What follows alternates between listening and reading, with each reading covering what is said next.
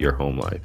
And I've said this for a while, but I think the great poet Michael Jackson said it best as he was talking about, I'm looking at the man in the mirror. And I'll tie it in this way.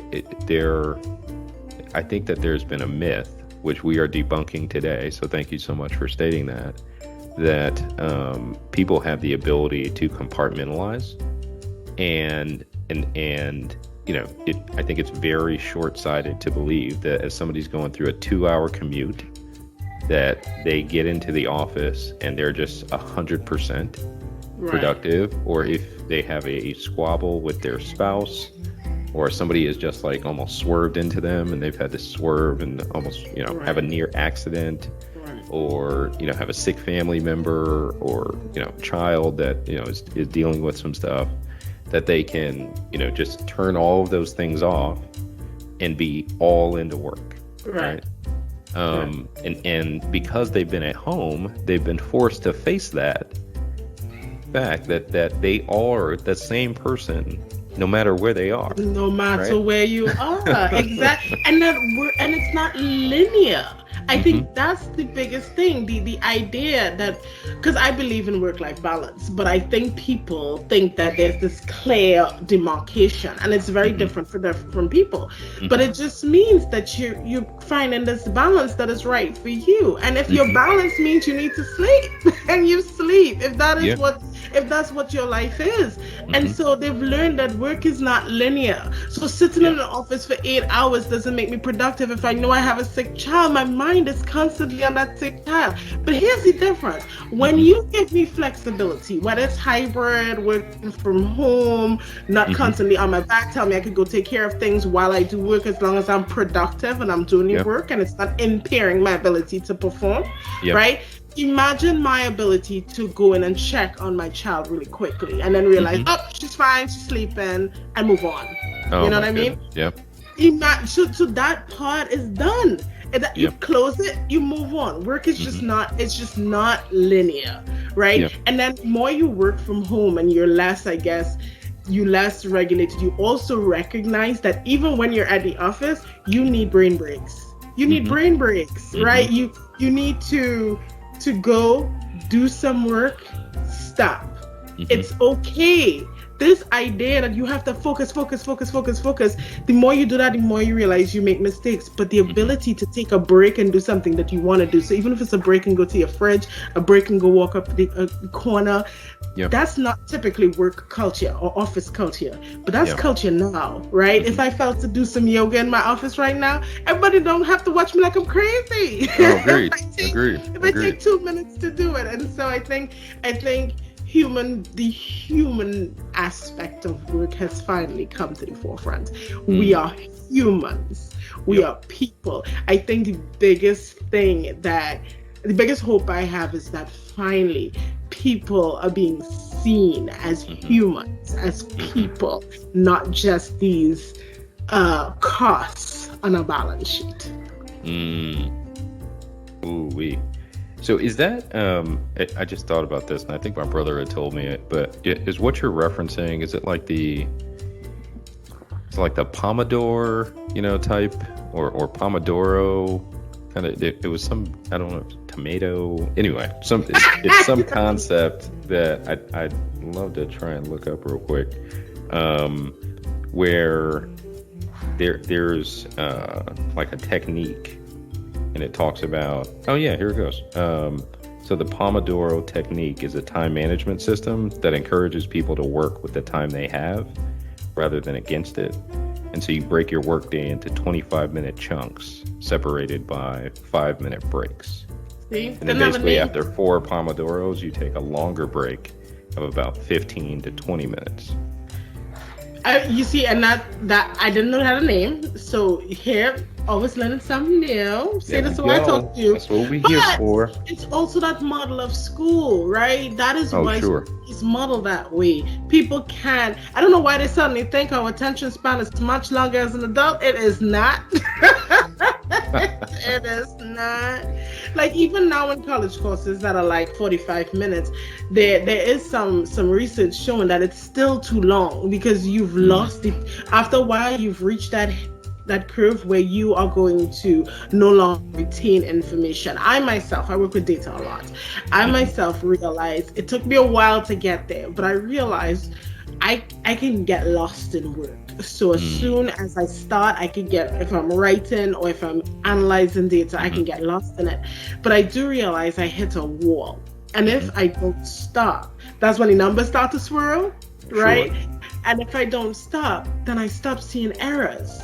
Then I start seeing issues. All the lines and trends that jump out at me, I start not seeing them as well anymore. And then I had to realize the best thing I could do is stop, just walk away from it and then go back. And we typically don't design work to be like that because we just have that old industrial view of work. Just work for a few hours and that's it. But we're not producing in general. Now, this is not for everybody, but in general, we're not in that moment where we're just producing things on an assembly line. And even people who do things on an assembly line, they need a break. Yeah. Because it's physical. No, they need a break. So we gotta get away from this model. And COVID showed up with glitter on and said, I'm gonna stop y'all though. So here we are. It's the big difference between a focus on being effective versus efficiency, which the 40-hour work week was all based on efficiency as opposed to effectiveness. So I completely get that. So many places to go. This has been rich stuff. I hope that those people who are working for organizations, you can take some of these tidbits. Obviously, you can hit Kalifa or myself up anytime on LinkedIn. We're always on there for sure. If you want to dive deeper, you don't have to call me out like that, though. I've already passed some people to you who I'm sure have shot you notes for different conferences and stuff like that.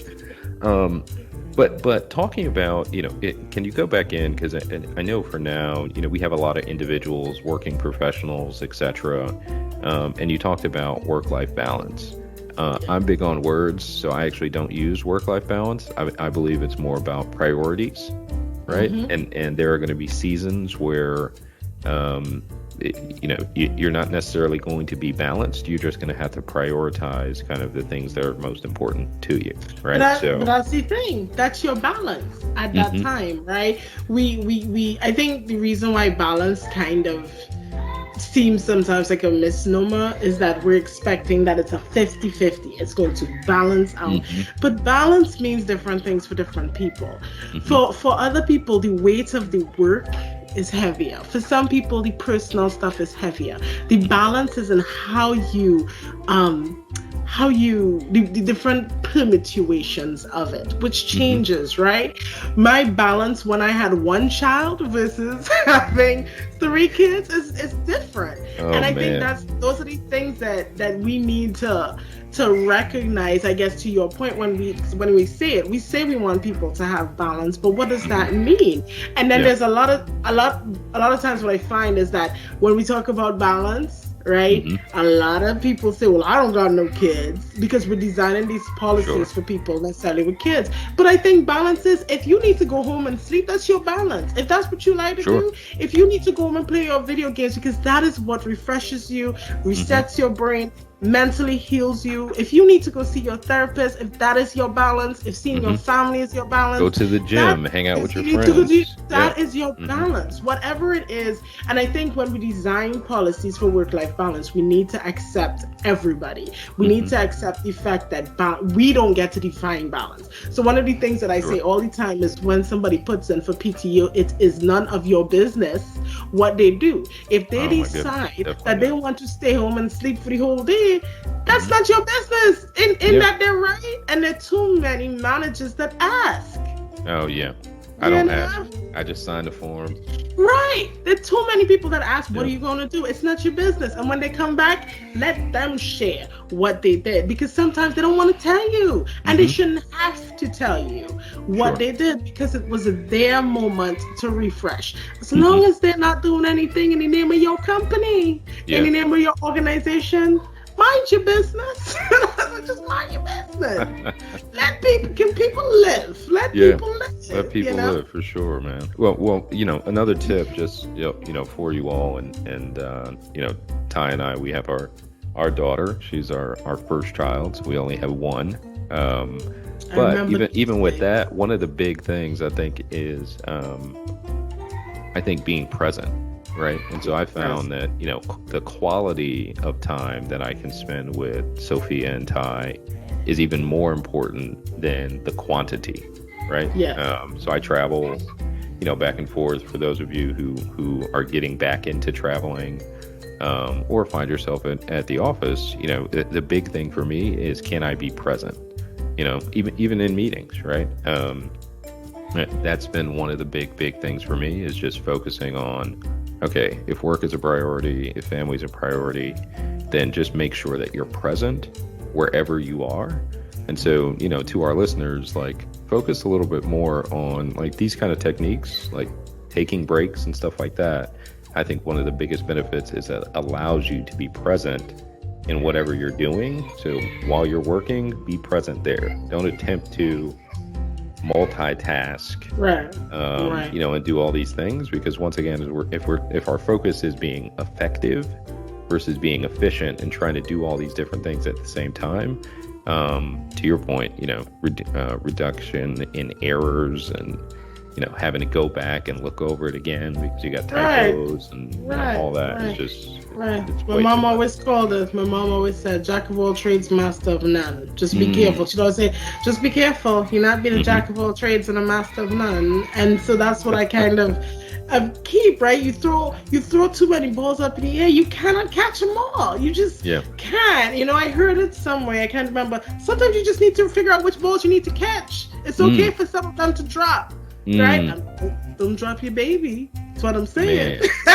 Cannot drop the baby, the wife, the family. You cannot drop those. You gotta figure it out. If everything is a fire, then nothing's a fire. Everything's just gonna burn. You know what I mean? And so I think those are the things that I think, as managers, as leaders, and as ourselves, we need to figure out. And you need to be kind to yourself. There are things that you're not going to be perfect at. There are things that sometimes you have to prioritize, and something has to go, because that's just the way it is. That is life. Time is linear.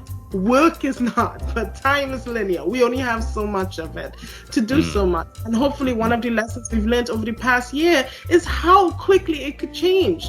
You could have been doing everything right, and it still changes, and you gotta just go with it sometimes, and it's okay. Go with the skid sometimes, but you have to be kind to yourself. You have to remember. And I always say this, one of the lessons I learned when you're driving, and there's a patch of ice on the road, or your car's going to skid because of water, they always tell you, don't fight the skid. Go with the skid. It is safer to go with the skid. Wow. And I try to apply that to life too. Ever so often, you cannot fight it. It is more dangerous to fight it. So you go with it. Go with the skid. Go with the skid. Woo. All right, Dr. Kalifa Oliver.